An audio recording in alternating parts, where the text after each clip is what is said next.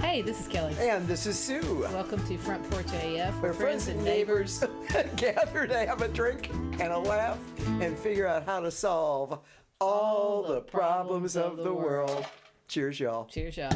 All right, welcome. Hey, welcome. So it's your show today. What's up? Oh, my show, that's right. I am the showrunner. You are the showrunner. A word that I didn't know 10 years ago. And now I know what it is. I didn't know it either. Well, now you're one for your shows. That's great. See, I love going to Hollywood. Well, today is one of my all-time favorite subjects and guests, and it's going to be the most outstanding show because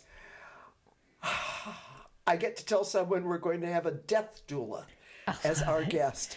Bre Clark. Every time I say that we're going to do that, people are so anticipatory about this episode. Yes, a death doula. I am super psyched about it. As a pathologist, I have a very close relationship with death, and this is just like right on target for me. Oh man, it's gonna be great. We got we've got a little corner of podcast world carved out for us. We sure do. Who knew? Oh, anyway, so stay tuned. Bre Clark, death doula, is coming along, and I can hear the audio engineer berating me for. Yes, so stop. Slapping the table, so I stop probably doing will that. Stop. Okay. Hey, what are you drinking today?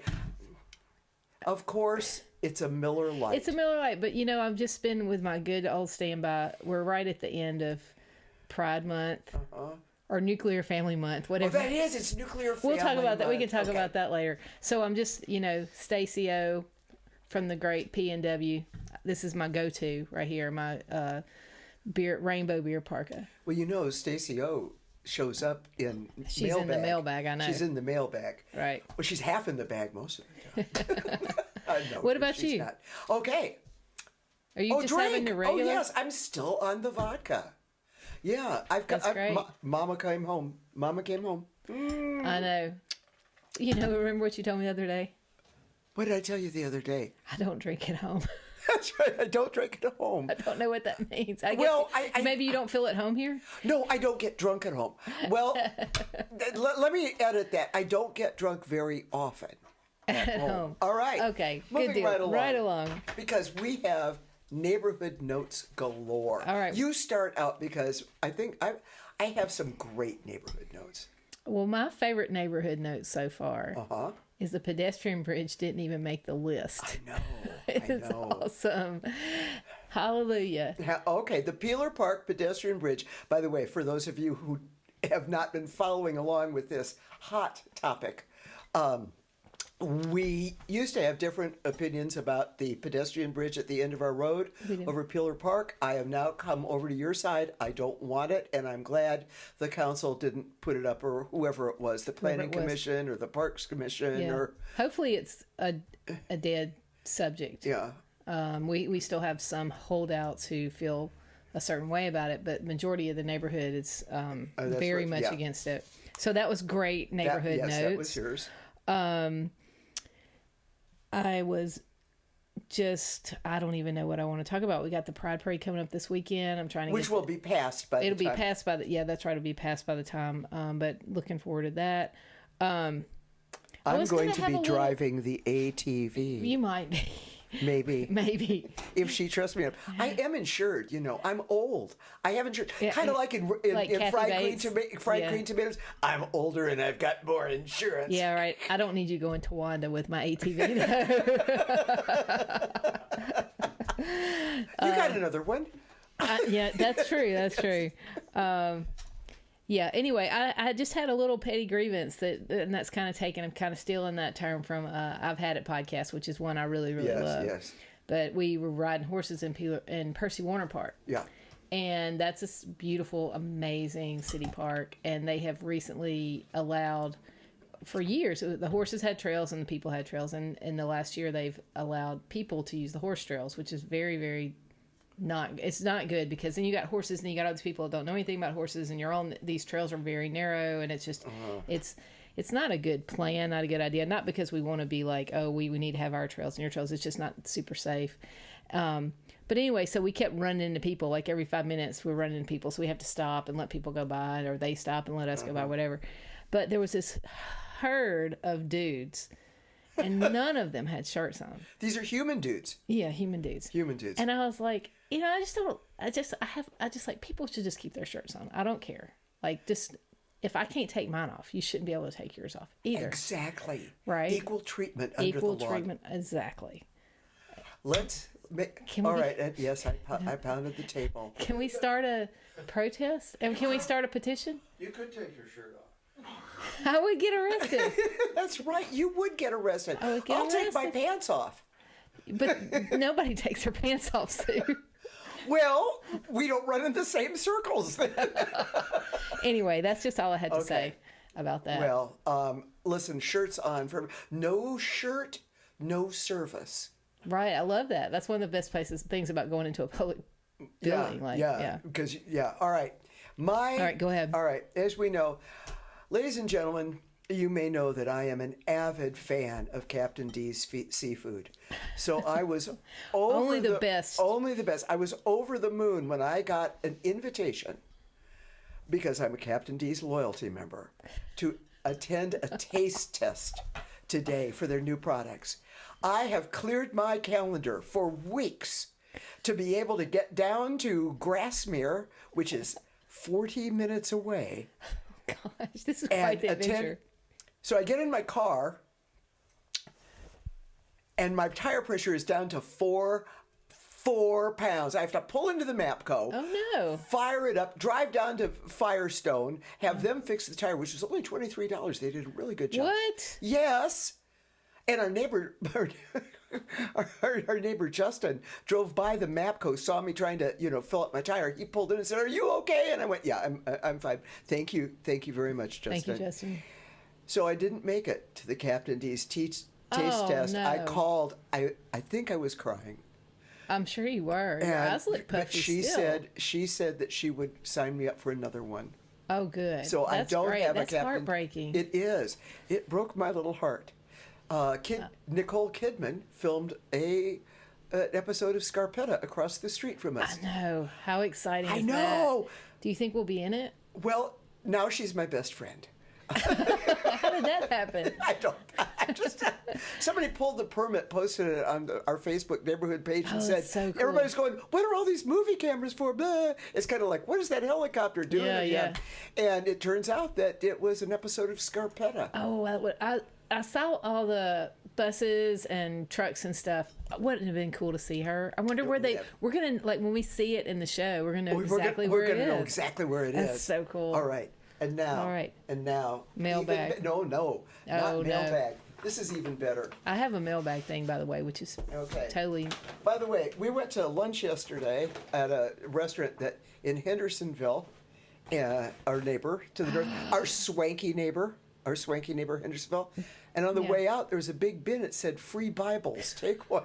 Oh, gosh. Kelly, because I think you need saving. Here is your Let me see this. New Testament. Oh, this is the New Testament. I do adhere to the teachings of the New Testament of the Bible.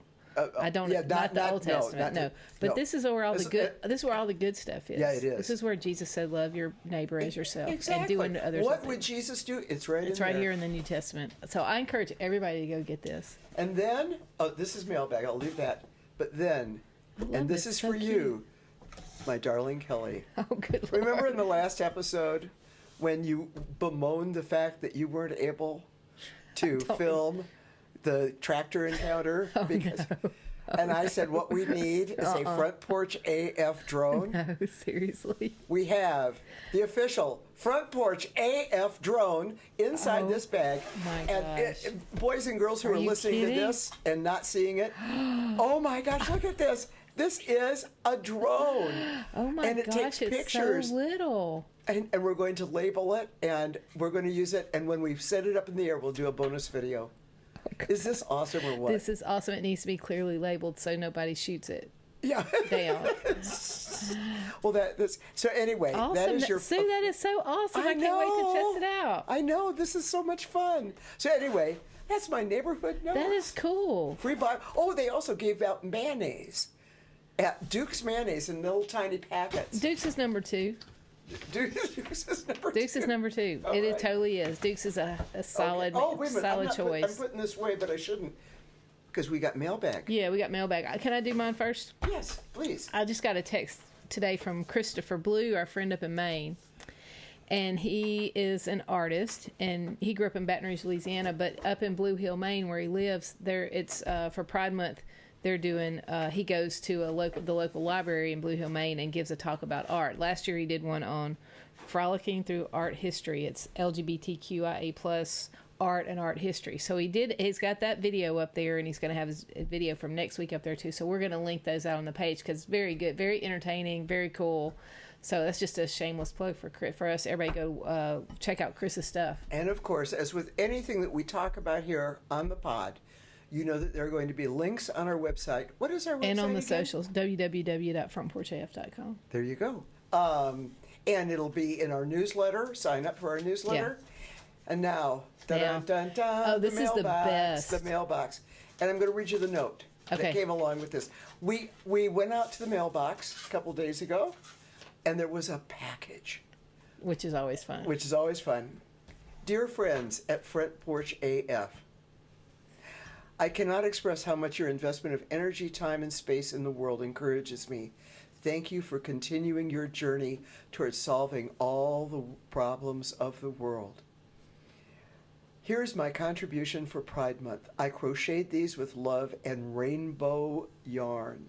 Sending hug and kisses, our friend, Miss Stacy O. I love it. Thank you, Stacy. Stacy, and we're going to have lots more pictures, but Stacy is she's our dealer, basically, Yeah. for Pride koozies Yes. and hand knit stuff. This is a tea, you put your teapot on it to keep it warm. Oh, that's Did you not think what I that- did with it. Okay, what did you do? I Wipe out the washed stalls? my motorcycle with it because it's soft, and I just got that new paint job on my bike, and it's a matte finish, so I have to be really careful. Is this a booty or a koozie for a shot glass? That's a Huggy for a bottle, and it's got a little button. They all have these Okay. really cute little buttons on them. All Super, right. super All right. cool. Once again, for those of you who are listening and not watching this, by the way, and I'm going to hold this up for Yeah. we have like 20 different items Yeah, that she so did. cool. Little God love you. coasters, and I love that. I love that little. I use it as a rag because Yeah. it's perfect for the bike. And so we'll have pictures on the web, and that for our basic introductory stuff that pretty much concludes. That pretty much concludes it. All right, bye. No, oh that's right. Now comes the fun part. Yep, here we go. This is what we've been waiting for. All right. When you talk about having a death doula on, I struggle with names for the program. Here's her name. Last call. I think that's appropriate. Very appropriate. Last call. It's last call. All right. Now, and please forgive my pronunciation if all you classical Greek and Latin folks out there, I pronounce things one way and you can pronounce it another. All right. From the ferryman Charon, Charon, who transports souls across the river Styx to the underworld, to Santeria's Oya, who governs the threshold between the living and the dead, it seems that there is a deep universal human need to believe that we do not die alone, that someone is there to accompany us on our journey. For the last few months, I had been attending an online death cafe where seniors gathered to talk about all aspects of death and dying. The cafe was an AARP sponsored one, but there are lots more across the country. The sessions were led by our guest, death doula Bre Clark. Bre has a master's in social work and now works in the nonprofit field of aging. Bre is a Going with Grace certified death doula and has been deemed NEDA proficient by the National End of Life Doula Alliance. After a family loss a few years ago, Bre followed a calling from the universe and trained as a death doula. Since July of 2023, she has served as a hospice volunteer, now with Nashville's Alive Hospice. She also serves as a director of the Senior Renaissance Center in Sylvan Park here, And in addition, like she's got time, hosting the former death cafes, and she does more for AARP's Senior Planet. She also leads the Peace of Mind Project, end of life planning, and she has an individual service business for her at eclipseintoharmony.com. Of course, we'll have. I know, I love that. We'll have links on all our websites. We'll have links to all on our website. On the website and the socials. But we have her here right now. Come on down, Bre Clark. Thank you, and welcome to our front porch. Welcome to the front porch, Bre. Thank you. What a delight. It's been kind of hard to stay over there while we're having so much fun. Okay. Let's, before we get into what is a death doula, because we're going to get there. Actually, let's start out with what is a death doula and who can use your services. Or, as we were talking about upstairs, how do you explain what you do at a cocktail party? You know? Yeah, I usually like to come right out with it, and if people want to talk and bite, we'll talk. But a death doula is a helping person. Ordinarily, you're paying a death doula to provide support to the dying person or their circle of support. And so it's a non-medical role, and it's intended to be holistic to kind of address all the different parts that make us a person. And it's kind of a response to the current state of things. It's been around for as long as we've been alive. So. Well, we have birth doulas. People are familiar with those. And so, you've got one on the way in. You are the one on the way out. Exactly. Yeah. So a death doula is, are they associated with any religious sect, or is it totally like just it's an agnostic kind of like not? Yeah, not to my knowledge. And I think in most cases, people who serve in this role try to support the spiritual practices of the religion of the person, because often that's incorporated in people's wishes. Yeah. And people who are doulas kind of know their limitations around that, right? They know kind of where maybe someone's not a good fit for that. So. Now, let's start with the practical aspects of dying well. What are some of the practical aspects? I'm thinking right away, do you have a will? Yeah. Yeah, a will's huge. And I think most people focus on the will, which is primarily because people who have been executors, they've seen what happens when there's not clear instructions. But I think people forget that often people are engaging with the medical system at the end of their life, whether they want to or not. And having an advance directive is something that's, while daunting, one of the simplest things you can do. Any adult, no matter your age, can have an advance directive. And so that's one of the key things I try to encourage people to put in place. And the choices you make on an advance directive are important. The person that you pick is one of the most important decisions, because you're asking You're that at their person. mercy. My mom has an advance directive, but they ask us. Yeah. Are we going to do that? Yeah. And I could say no, even Absolutely. if she said whatever she said in her Absolutely. advance You know what directive. I learned from the Death Cafe? What's that? You don't need just your advance directives and your living will. You need to have the portable version of them to carry with you, because when you go away, and I have taken that to heart. There's things like pet care. Yeah. That you need to make sure that is taken care of. You had several suggestions for helpful links when I was taking the Death Cafe. We will have nice. all those links on our website to help people plan. Now we've got the practical. Then there's the spiritual and emotional part. Yeah. And that, to me, that's the most daunting. Yeah. How do you find that? How do you help people navigate that? It depends on the person. I think that a lot of people are finding themselves without a religious or spiritual ritual or practice to rely upon, or people who have deconstructed. And so there's a big gap in people not knowing how to address this very normal part of life. And so sometimes it's as simple as encouraging families and communities to create really simple rituals to support the person. It depends on the state that the individual is in while they're dying, but if someone is able to spell out some of their wishes, I think it's one of the most powerful things people can do, is to basically decide what brings them comfort, physical and emotional and spiritual comfort, in their daily life, because those are the things you're going to want when you're dying. And those things might sound simple or even like universal, and they're not, right? Like, you may not know the people you care about most, whether they want to be dying with socks on. Yeah. Yeah. Right? I was going to ask you, like, what are some examples or what are some rituals or things that you've helped people sort of like think about and get into place as they... I think people are scared. We've kind of, the medical system in the current situation we're in has advanced so much so that we outsource so much of our care, right? And we have so many advances that allow us to live longer, and for some of us that's great. But we second guess ourselves when it comes to the simplicity of showing up for people. And people, I think, are afraid to get close to our loved ones, to show comfort and care, physical comfort and care, to be present at the bedside while someone is in those active dying stages, because we associate death with almost like a criminality. Like, there's something really stark that I think more and more people don't realize until they're bedside, and they realize that they have fear, they're second guessing how they're supposed to show up, and it's reassuring that it's way simpler than we think it is.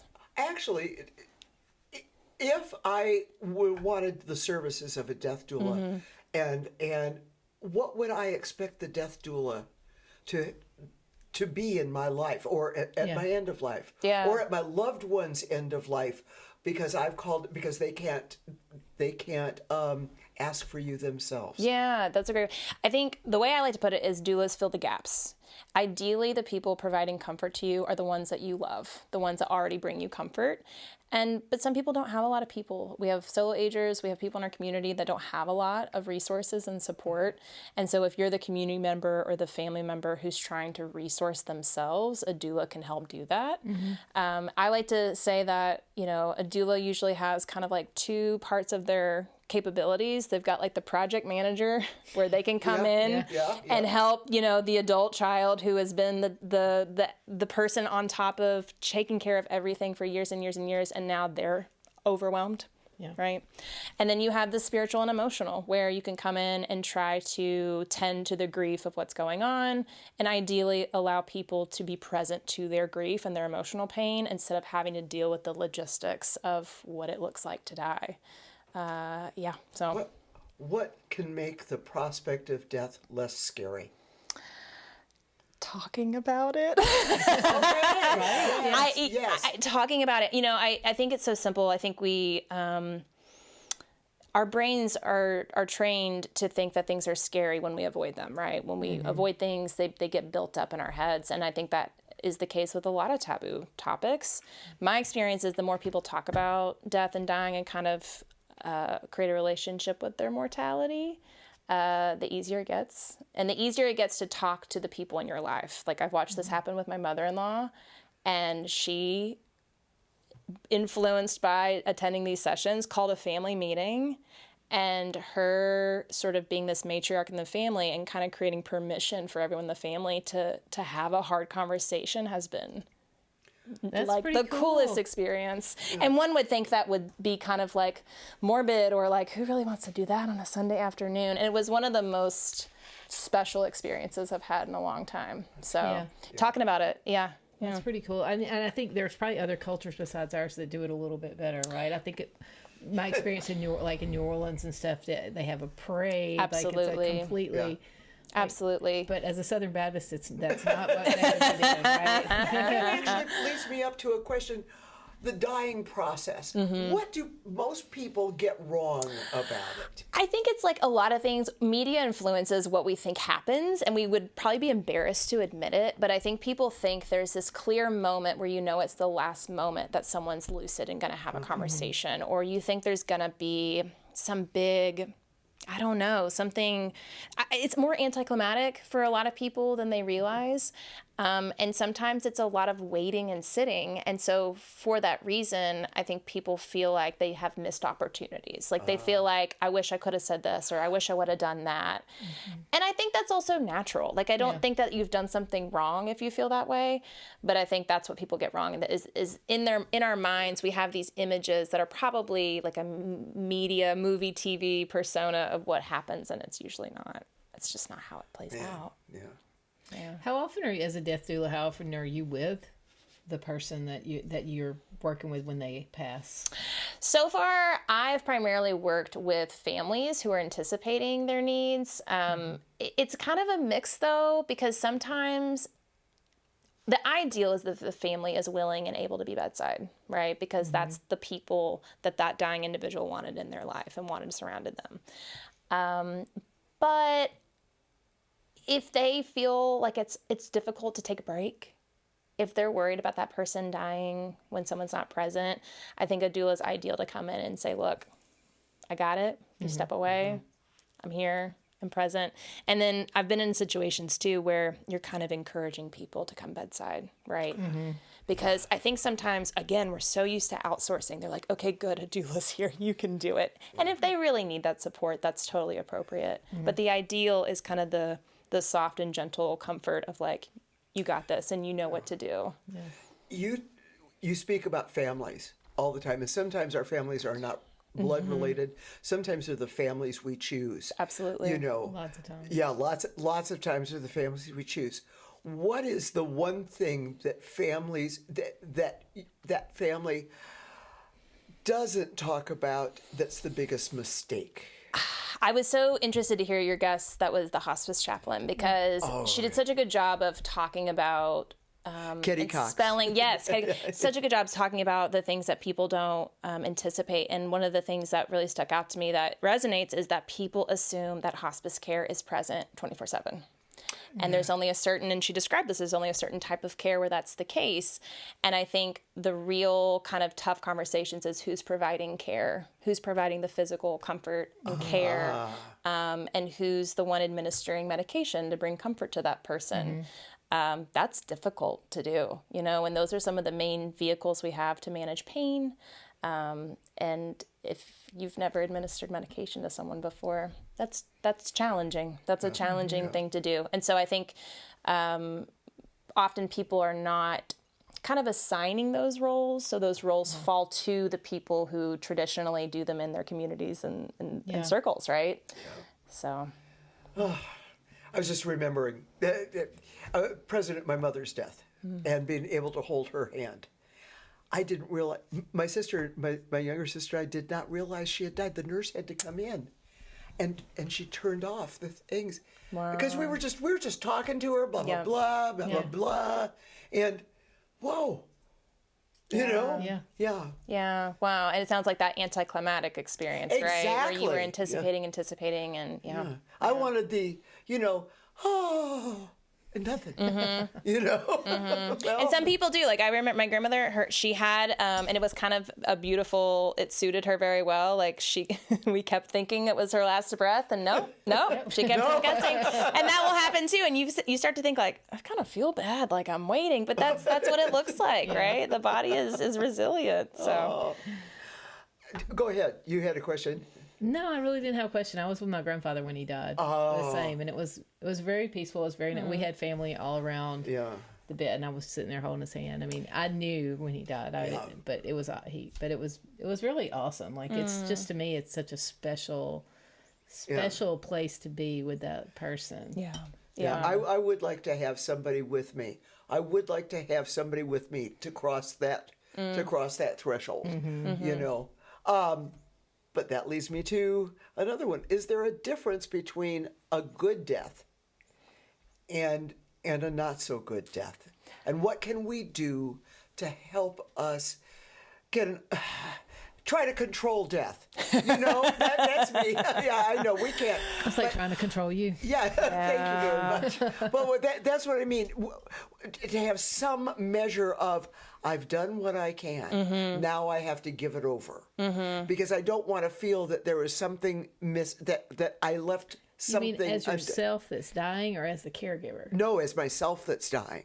Oh, What have I taken care of everything that I can take care of to let the universe take over? Because the last thing I want to do is have my family, my loved ones, be more stressed than they have to be. Yeah. Yeah. You know, the good death, bad death discourse in the doula world is so interesting. It's like, let's fight over words, right? But I think it gets at this greater issue, which is that a lot of the things you'll hear from me and other people, you know, medical professionals, is like, get your advance directive, do this, do this, do this. And so the message does become, you're in control, right? Yeah. And I think that there's a misnomer there, because I think all too often I encounter the fact that there's tragic death, there's unexpected death, there's things that happen that go beyond our control. And so I think the less that we can be death avoidant and talk about our wishes to the people that we care about, I think the better off we are. Because there's two things that happen. When you really sit and think about your mortality, and some of us are thrust into it, right? Some of us face a loss and we're like suddenly having to. But when you sit and think about that, you will live differently. You will. I mean, when you're faced with the temporary nature of things, and then I think you're inviting the people in your life to do the same. And I think that there's a real invitation there. And so, yes, you know, get your advance directive. Get your advance directive. Get your. Okay. Or as Piper would say, Kelli, get your shit together. Get your shit together. Yeah, I should rename my end of life planning series so that get your shit together. I think that's appropriate. Yeah. We're channeling you, Piper. So, Bre, how often, do you after the person passes away and you've been working with the family or whatever, does your work extend beyond that at all? It can, and some of it is just like the humanness, right, of like checking on people, making sure that, you know, often there's that 3-month mark where even the most loving community comes around and rallies around that person, and then there's like that weird 3-month mark where people kind of go about their lives. And so knowing kind of what we do as people, how grief presents, how it can show up in a delayed fashion. And most doulas are not grief practitioners, but they know the resources that people can rely upon. Yeah. And then for some people, especially when circumstances are unexpected, they are now dealing with the aftermath, right? So some doulas will offer you know, services from other disciplines, right? They'll help people organize, they'll help people downsize, go through the emotional part of what that looks like. And then some people are trying to look for meaningful ways to remember that person, and they want kind of like a grief-informed way of doing that, right? Because it's a lot of work. Yeah. It's a lot of work. So absolutely, and just kind of depends on the doula and kind of what services that they offer. Interesting talk about grief, and I know that you're not a grief counselor, and Kenny wasn't a grief counselor, but having attended the death cafes, which were they really connected with so many of those people, and hearing stories about how their mates, how their loved ones had been gone, not just for the 3 months, but for years, and they were still absolutely grief-stricken. Yeah. And I, you know, do you find people say, well, snap out of it? Oh yeah. Oh yeah. We're so uncomfortable with people's discomfort. We don't know how to create space. And you know, I know that this is kind of being simplistic, but we also don't create a lot of ritual to allow people to express and process their grief. So it does come out sideways, right? It does show up in ways that maybe we don't know how to create space for. So yeah. What kind of rituals do people do? I mean, what kind of things do you see? I throw that word around. I think people start to think it's like esoteric, and it can be, you know, if that's your thing. But it really is allowing yourself to be present to how you feel. And so for me, the simplest ways I do it are birthdays, death days. Okay. We on purpose do things to talk about and remember the people that we've lost. And it's such a powerful experience because the simple rituals are what we're missing. Those are the things we're missing, right? Yeah. Some religions do it really well. Some customs do it really well. And so it seems so accessible, right? Yeah. Like it's like we have so many great ways that we can incorporate these things into our life. But yeah, that's my favorite is, you know, saying that person's name. You know, how often do you get to say the name of the person that you've lost? My grandfather that I was with died March 3rd, 1987. I don't remember anybody else's birthday. I don't remember it, but I remember that day it's burned in my memory. And on that day, I think about him. Like I purposely I'm intentional about it. All right, what was his name? Died Fort Berry. All right. Yeah. What was his name? Dodd Ford? Dodd Fortenberry. Fortenberry. I thought there was Dodd Fort. No. And Berry. Dodd Fortenberry. Who's married to my grandma Dot. Anyway, yeah. So I love that, and I do think that's so important to not be afraid of talk about it. It's really definitely. And some people's fears around death is not being remembered, not leaving anything behind. And what greater way can we assure that doesn't happen to us by talking to people about the people that we lost, right? And I think it's a modeling and a behavior that we want to pass down. Yeah. Very cool. Yeah. Very, very cool. And just before I go on to how did you get to be a death doula and how does someone go about doing that, do people have an idea of where they're going? Ooh. Because in my mind, I mean, this is very personal. We came from someplace. Mm-hmm. I think we're just going to go back there. You know. Yeah. So that's my way of making it less scary. How do other people? Where do they think they're going? I bet all three of us have a different idea. I bet so. Yeah. And honestly, I would probably be influenced by hearing both of your kind of takes because when I went into this work, I was mindful of more so the preconceived notions people have around the religious and spiritual beliefs. And the more I've been bedside with people dying, the less certainty I have. And I have comfort in that. Some people don't have comfort in that. Yeah. But I've witnessed my family members, I've witnessed people of faith who suddenly are scared that they're not as certain as they were. And then I've seen the reverse, where people take great solace in knowing where they're going, right? And so no one's come back, as far as I know, and told us what happens. And so, I subscribe to your theory in that I like this beautiful imagery of we're still energy, right? And so what happens to our energy? You cannot destroy and you cannot create, at least in this plane. Also, there are no there are no atheists in foxholes. That's what they used to say in World War I. Yeah, no. What about you? No, I just think we kind of recycle. I mean, I think we're energy. Well, that's basically it, yeah. And I think I do believe in reincarnation. I think that, maybe we come back as a dog. I don't know, but I do think that we are souls. I want to come back as your dog, because you spoil those kids. You spoil those kids rotten. I think that they have a good life. But I'm just saying, I think we're all energy. Yeah. And I do think that we know each other. And I do believe that we know each other from past lives when we connect. Because I think that we are that you can't even explain. Those atoms. Yeah. They're just, they go in, they go out, they reform. It is universal. Everything that ever was is, everything that ever will be is, at least in my world. We won't know whether I'm right. Okay, how does one go about being a death doula? So I always like to remind folks that people do this work all the time and do not call themselves death doulas, right? Mm-hmm. For millennia, it's traditionally women, the mommies and the aunties and the grandmas were doing this work. And over years, we started to professionalize the role.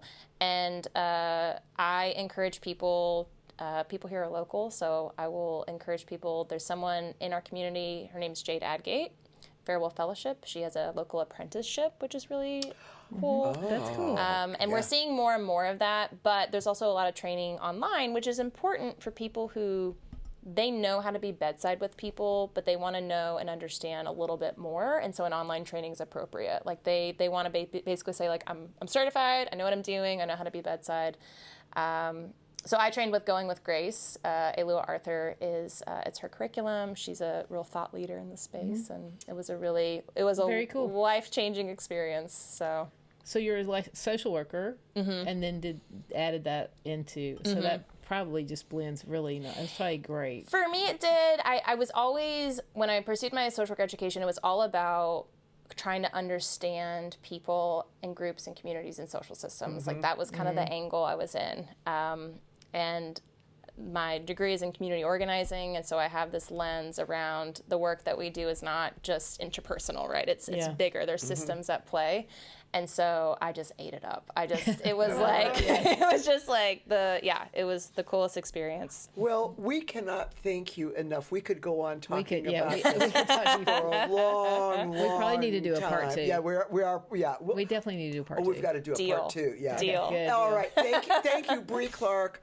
Thanks, Bre. I'm going to misname your website, but you're going to tell it to me right now. Eclipse into Harmony. EclipseIntoHarmony.com, and many other links will be on our website. Yeah. Thank you again. Thank you. Now, Miss Kelly. Well, now it's time for the roundup. Roundup. Well, no. It's time for what's next. Well, we have some shows coming up. Yes, have we upcoming do. Shows. And we just found out this morning that. Oh yes, go ahead. Go All ahead. right. Our next guest, or 2 guests from now, we're not actually sure. We're not actually sure whether they're going to take a 3-week break. Don't hold us to that.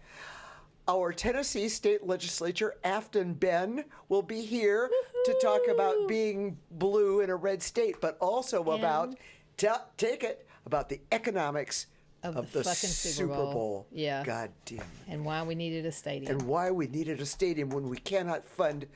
When we have to get our front end replaced after we get home from D's. Yeah. Because of all the potholes. Yeah. But we really don't have a point of view on that. We didn't. We're totally neutral on Afton that. Ben, thank you very much. She will be on in the next 1 or 2 shows. We know when we're recording her. That's right. And I've been texting back and forth with Nancy, and we're trying to nail her to Nancy Van Rees to talk about the basketball. So that's coming up women's too. basketball. All right. Women's So this is basketball great and fun. And you mentioned it before, but this is your part because you are the internet social media and actually maven. you are that, but you can find us on the socials at frontporchaf.com, which will be Instagram, Facebook, TikTok, YouTube. Yes. And on the website, www.frontporchaf.com. But never, ever. Ever. And then, which is now X. You said you were going to do that again. Now he's a trillionaire. Don't even go. We're neutral in that too. Oh, yeah, we're neutral. All right, yeah, neutral. All right. And so, until next time. When we gather on our audio front porch, grab a drink. And solve all the problems of the world. Cheers, y'all.